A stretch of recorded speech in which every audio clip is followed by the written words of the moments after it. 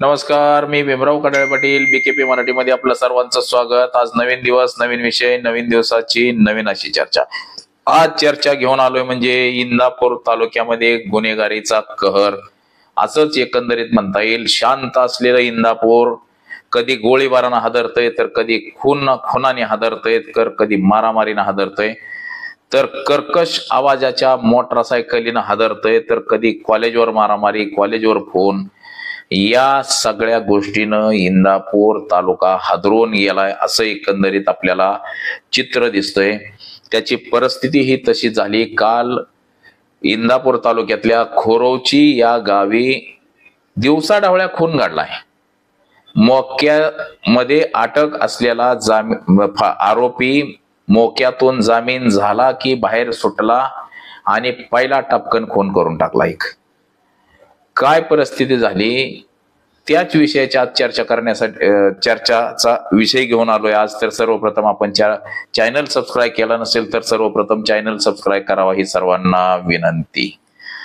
आपण मागील काही दिवसापासून पाहिलं की इंदापूर तालुक्याचं महाराष्ट्रात गुन्हेगारीचं प्रमाण मोठ्या प्रमाणात वाढलंय।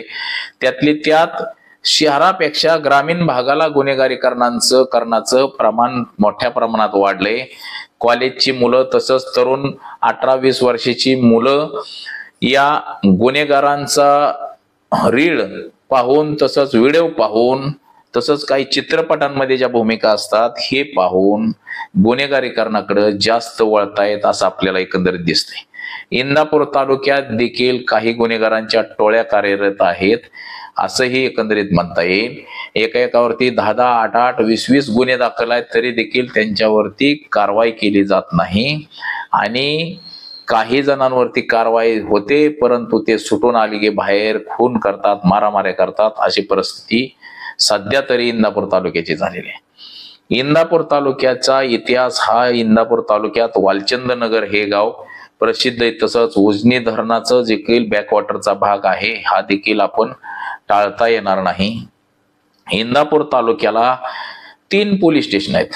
एक जंक्शन वालचनगर म्हणून आपण म्हणतो जंक्शनचं पोलीस स्टेशन, दुसरं बिगवन पोलीस स्टेशन आणि तिसरं पोलीस स्टेशन म्हणजे Indapur police station. Indapur police स्टेशनला पीआय आहे आणि या दोन्ही पोलीस स्टेशनला एपीआय ची पोस्ट आहे। म्हणजे एपीआय असला आणि पीआय असला तरी त्याला एपीआय असला तरी इन्चार्ज म्हणून दिला जातो। इंदापूर पोलीस स्टेशनला सूर्यकांत कोकणे म्हणून पीआय आहेत, ते पूर्वी करमाळ्याला होते, ते आता इंदापूरला आहेत। तर इंदापूर तालुक्यामध्ये गुन्हेगारीकरण वाढण्याचं प्रमाण मोठ्या प्रमाणात वाढलेलं आहे। गुन्हेगारीकरण हे मोठ्या संख्येने म्हणाले। पाठीमागच्या काळामध्ये आपण पाहिलं की गुन्हेगारी टोळ्या कार्यरत होत्या, त्या टोळ्यांचा बंदोबस्त देखील बऱ्यापैकी करण्यात आला आणि या गुन्हेगारांना जो पुढाऱ्यांचा पाठबळ आहे, पुढाऱ्यांच्या पाठबळामुळं गुन्हेगारी कारवाया मोठ्या प्रमाणात वाढलेल्या आहेत। आपण परवा दिवशी पाहिलं की इंदापूर तालुक्याच्या इंदापूर पोलीस स्टेशनच्या हद्दीत खोरोची या गाव म्हणजे बावडा बीट जे आहे त्या बीटच्या हद्दीत खोरोची गाव, या गावामध्ये पिस्तूलने फायरिंग झालं होतं। 2-4 राऊंड काहीतरी फायरिंग झाली एकावरती, तो थोडक्यात बचावला म्हणजे गोळी लागली नाही, थोडक्यात वाचला। तर त्याच आरोपींनी पुन्हा कोयत्यानं तलवारीनं हल्ला करून एक जणाचा जीव घेतला। आता फायरिंग मधलाच आरोपी म्हणजे हे जे आरोपी आहेत हे आरोपी काही दिवसापूर्वीच मोक्यातून बाहेर आलेले आहेत। म्हणजे त्यांना 2 वेळा पूर्वी मोका लागलेला आहे। मोक्यातून सुटल्यानंतर बाहेर आला आणि पूर्वीचा जो 6 वर्षापूर्वीचा जो वाद होता त्या वादातून उत्तम जालिंदर जाधव या व्यक्तीचा याच्यावरतीच फायरिंग झालं होतं। आदल्या दिवशीच याच्यावरती फायरिंग झालं। फायरिंग करणारे गुन्हेगार हे मोक्यातले आहेत। फायरिंग झालं, फायरिंग मधनं ते वाचला गडी आणि पुन्हा अजून 2-4 तासांनी तो दिसला उत्तम जालिंदर जाधव आणि याच्यावरती पुन्हा कोयत्यानं आणि तलवारीनं वार केले आणि त्याचा पाय तुटला, हात तुटला, त्याला अकलूज या ठिकाणी ऍडमिट करण्यात आलं. ऍडमिट केल्यानंतर त्याचा काल रात्री मृत्यू झाला. आज अशी परिस्थिती इंदापूर तालुक्यावरती का उद्भवली, इंदापूर तालुक्याचं महाराष्ट्रात का उद्भवली, म्हणजे 6 वर्षाचा राग, 6 वर्षापूर्वी झालेलं भांडण आता ते उकरून काढलं. सदर घटना घडल्यानंतर इंदापूर पोलीस स्टेशनचे पोलीस निरीक्षक कोकणे साहेब, तसंच वालचंदनगर जंक्शन पोलीस स्टेशनचे आणि बिगोन पोलीस स्टेशनचे संयुक्त सगळे पोलीस त्या खोरोची गावमध्ये पोहोचले. सदर आरोपींना ताब्यात देखील घेण्यात आलेला आहे. सदर घटनेतले 4-5 जे आरोपी आहेत त्यांना ताब्यात घेतलेला आहे. परंतु अशा गुन्हेगारी कृतीच्या घटना वारंवार का घडतात? 1995ला जेव्हा शिवसेना भाजप सरकार आलं होतं त्यावेळेसचे गृहमंत्री गोपीनाथ मुंडे, उपमुख्यमंत्री तथा गृहमंत्री, त्यांच्या काळात त्यांनी एन्काउंटरच्या ऑर्डरी काढल्या होत्या. जे गुन्हेगार होते त्यांना पोलिसांनी यमसदनी धाडलं होतं. आता तशीच परिस्थिती महाराष्ट्रात, देशात निर्माण झाली. पुन्हा एन्काउंटरच्या ऑर्डरी काढण्याची गरज पडू लागली की काय असंच म्हणता येईल. जर तसं झालं तर मात्र एका तालुक्यामध्ये 100 गुंडांना यमसदनी धाडावं लागेल अशी परिस्थिती आहे. गाव गुंड झालेत, गल्ली गुंड झालेत आणि थोडक्या केसेस नाही, एकावरती 10, 20, 25 केसेस झाल्यात. मोक्यासारखी कारवाई होती, तडीपारीसारखी कारवाई.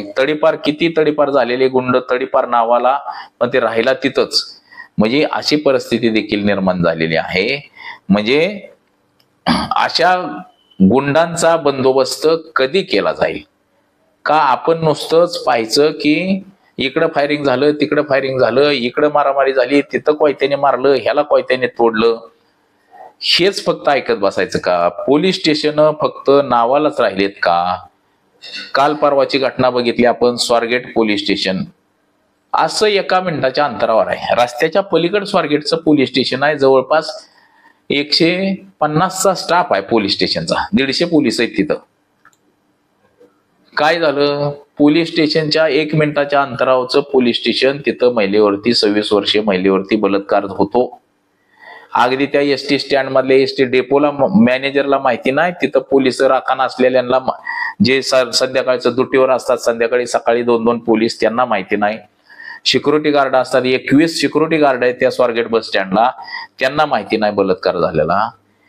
तसेच परिस्थिती म्हणजे जर हे गुन्हेगार ज्या वेळेस फायरिंग झालं त्याच वेळेस जर त्यांना अटक केली असती, ताब्यात घेतलं असतं, तर पुढची घटना घडली नसती. आज एखाद्या माणसाचा जीव गेला तर तो परत आणण्याची ताकद ही कोणाच्यातच नाही, कोणच आणू शकत नाही एखाद्याचा मृत्यू झाला तर. परंतु अशा घटना घडूच नये याच्यासाठी काहीतरी उपाययोजना करणं गरजेचं आहे. आणि त्यातली त्यात इंदापूर तालुका हा शांततामय तालुका मानला जातो, परंतु या ठिकाणी देखील गुन्हेगारीकरण आणि गुंडागर्दी एवढ्या मोठ्या प्रमाणात वाढलेली आहे, पोलिसांना देखील या ठिकाणी काम करणं मुश्किल झालेलं आहे. त्यामुळं अशा गुंडांचा वेळीच बंदोबस्त पोलिसांनी केला पाहिजे. पुणे ग्रामीणचे SP साहेब यांनी देखील आणि DYSP आमचे राठोड साहेब आहेत, अशा कर्तव्यदक्ष अधिकाऱ्यांनी अशा गुंडांचा वेळीच बंदोबस्त करायला पाहिजे. परंतु एवढंच म्हणता येईल की इंदापूर तालुक्यात 3 पोलीस स्टेशन असून देखील गुन्हेगारीकरणाचं प्रमाण हे मोठ्या प्रमाणात वाढलंय असंच म्हणता येईल. तर आज एवढंच. कॅमेरामन अनिकेतसह मी भीमराव कडाळे पाटील, BKP मराठी, इंदापूर, पुणे.